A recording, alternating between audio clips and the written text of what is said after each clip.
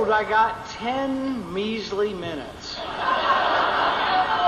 But just in case, I bought 13 hours worth of information.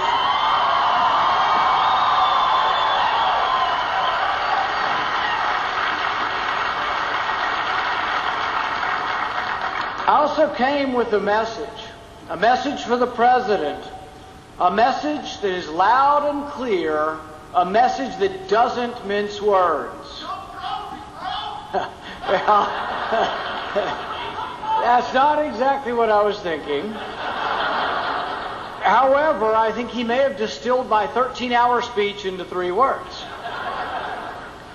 The message for the President is that no one person gets to decide the law. No one person gets to decide your guilt or innocence. My question to the President was about more than just killing Americans on American soil. My question was about whether presidential power has limits.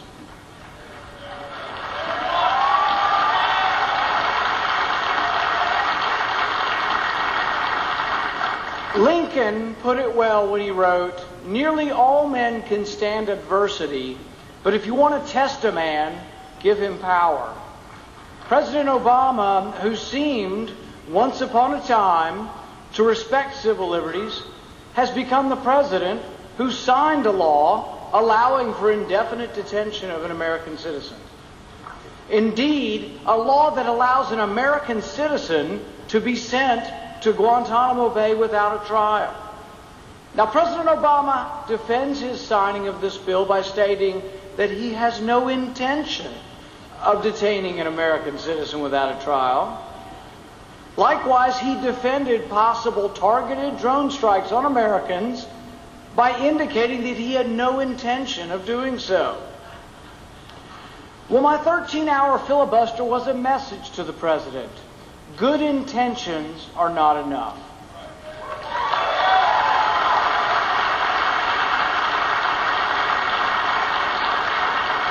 The presidential oath of office states, "I will protect, preserve, and defend the Constitution." It doesn't say, "Well, I intend to when it's convenient." Mr. President, good intentions are not enough. We want to know, will you or won't you defend the Constitution? Eisenhower wrote, "How far can you go without destroying from within what you are trying to defend from without?" If we destroy our enemy but lose what defines our freedom in the process, have we really won? If we allow one man to charge Americans as enemy combatants and indefinitely detain or drone them, then what exactly is it that our brave young men and women are fighting for?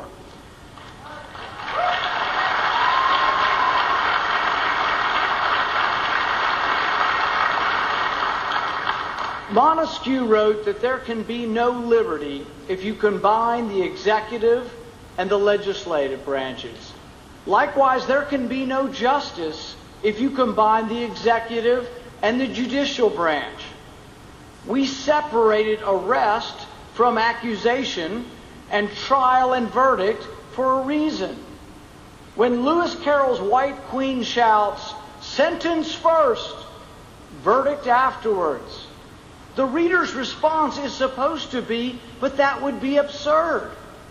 In our country, the police can arrest, but only your peers can convict.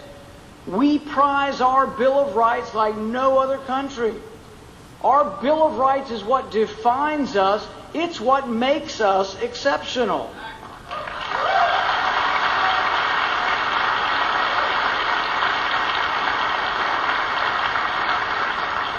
To those who would dismiss this debate as frivolous, I say, tell that to the heroic young men and women who sacrificed their limbs and lives. Tell that to the 6,000 parents of kids who died as American soldiers in Iraq and Afghanistan. Tell them the Bill of Rights is no big deal.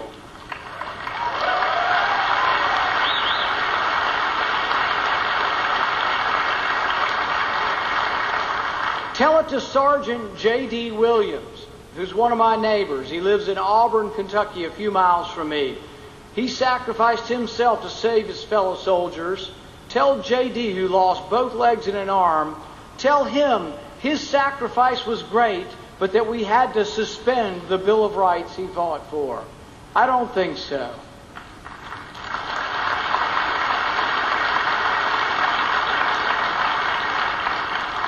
The filibuster was about drones, but also about much more. Do we have a Bill of Rights? Do we have a Constitution? And will we defend it?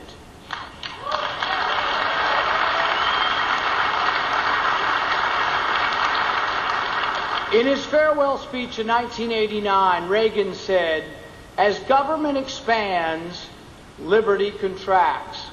He was right. Government cannot give us our liberty. Our rights come from our Creator. But as government grows, liberty becomes marginalized. The collective takes precedent over the individual. Freedom shrinks. And our government today is larger than it has ever been in our history. Everything that America has been, everything we ever wished to be, is now threatened by the notion that you can have something for nothing, that you can have your cake and eat it too, that you can spend $1 trillion every year that you don't have. The president seems to think that we can keep adding to a $16 trillion debt. The president seems to think that the country can continue to borrow $50,000 a second. The president just believes we just need to squeeze more money out of those who are working. He's got it exactly backwards.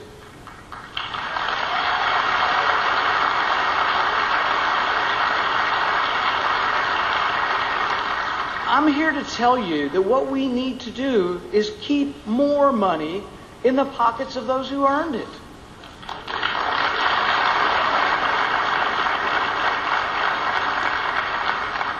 Look at how ridiculous Washington politicians have behaved over this sequester. The president did a big, "Oh, woe is me," over $1 trillion sequester that he endorsed and he signed into law. Some Republicans joined him. But the sequester didn't even cut any spending. It just slows the rate of growth of government. Even with the sequester, the federal government will grow over $7 trillion over the next decade. Only in Washington can a $7 trillion increase in spending be called a cut.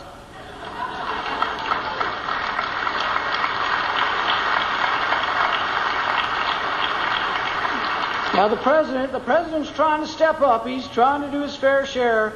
After the sequester was announced, he said he's going to stop the White House tours for school children. They had to do this because these cuts were imposed by the sequester. But meanwhile, within a few days, the president finds an extra $250 million to send to Egypt. You know, the country where mobs attacked our embassy, burned our flag, and chanted "Death to America." He found an extra $250 million to reward them. You know, the country whose president recently stood by his spiritual leader who called for death to Israel and all who support her. I say not one penny more to countries that are burning our flag.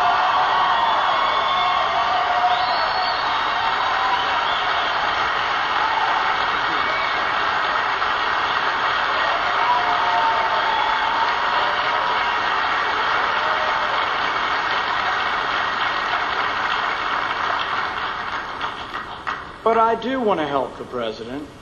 I have a few suggestions for him. I'm sorry I couldn't have lunch with him today. Maybe he'll be able to see this later on C-SPAN.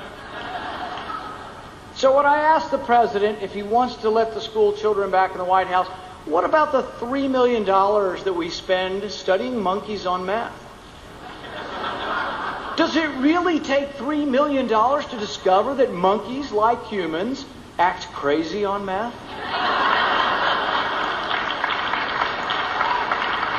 Mr. President, what about the $300,000 for a robotic squirrel?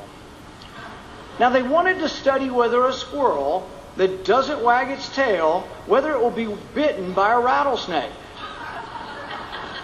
Only problem, they couldn't find a real squirrel to volunteer not to wag its tail. But I can tell you the bottom line for the $300,000 question, a rattlesnake will bite the you-know-what out of a squirrel not wagging its tail. Mr. President, maybe we could have cut the robotic squirrel before we went to White House tours. Now, for any of you college students looking for jobs, Uncle Sam's got a job for you. The pay's $5,000, all expenses paid. The study is in Hawaii. But the requirements are onerous. Only a few could qualify. You have to like food. The study is to develop a menu for when we colonize Mars. I'm not making this up. Guess what a bunch of college students came up with for the menu? Pizza.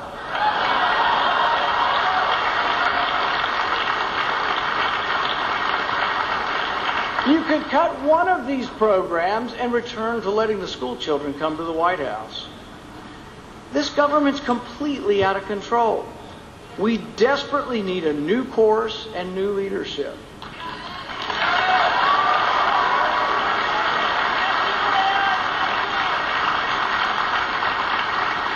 The path forward for the Republican Party is rooted in the respect for the Constitution and respect for the individual.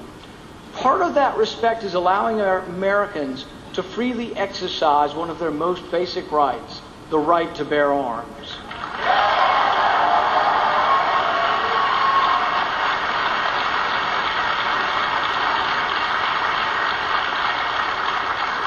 But you can't protect the Second Amendment if you don't protect the Fourth Amendment. If we are not secure in our homes, if we are not secure in our persons and our papers, can we really believe that the right to bear arms will be secure? We need to jealously guard all our liberties.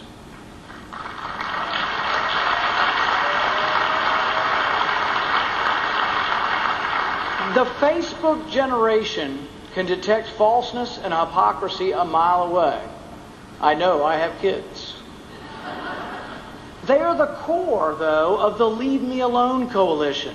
They doubt Social Security will be there for them. They worry about jobs and money and rent and student loans. They want leaders that won't feed them a line of crap or sell them short.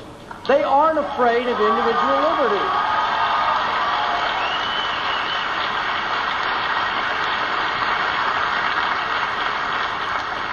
Ask the Facebook generation whether we should put a kid in jail for the nonviolent crime of drug use, and you'll hear a resounding no.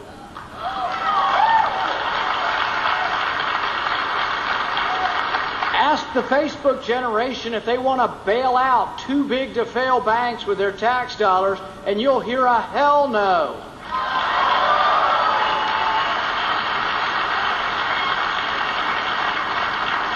There is nothing conservative about bailing out Wall Street. Likewise, there is nothing progressive about billion-dollar loans to millionaires to build solar panels.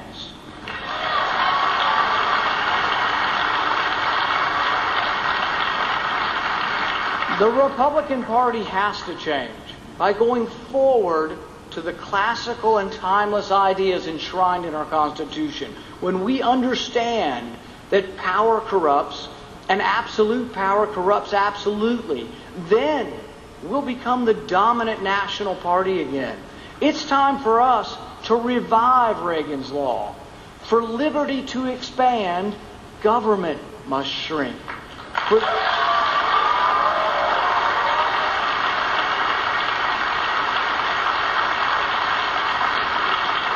For the economy to grow, government must get out of the way.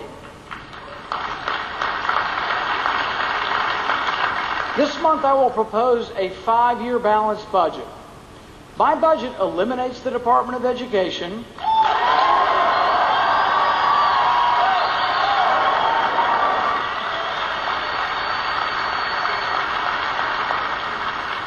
and devolves power and money back to the states where they belong.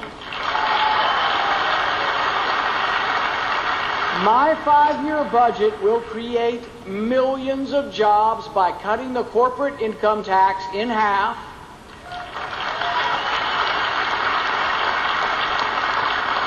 by creating a flat personal income tax of 17%,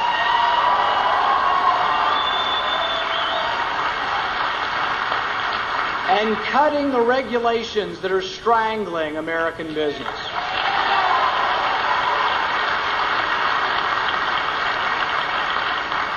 The only stimulus ever proven to work is leaving more money in the hands of those who earned it. The Constitution must be our guide. For conservatives to win nationally, we must stand for something. We must stand on principle. We must stand for something so powerful and so popular that it brings together people from the left and the right and the middle. We need a Republican Party that shows up on the south side of Chicago and shouts at the top of our lungs, "We are the party of jobs and opportunity. The GOP is the ticket to the middle class."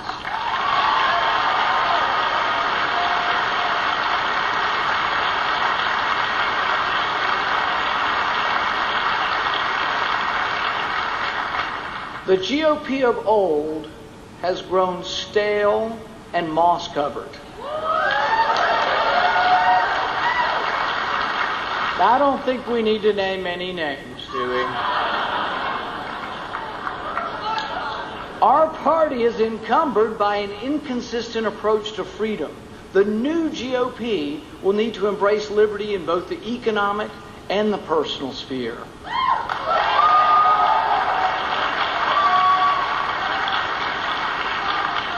If we're going to have a Republican Party that can win, liberty needs to be the backbone of the GOP. We must have a message that is broad. Our vision must be broad, and that vision must be based on freedom. There are millions of Americans, young and old, native and immigrant, black, white, and brown, who simply seek to live free, to practice their religion, free to choose where their kids go to school, free to choose their own health care, free to keep the fruits of their labor, free to live without government constantly being on their back. I will stand for them. I will stand for you.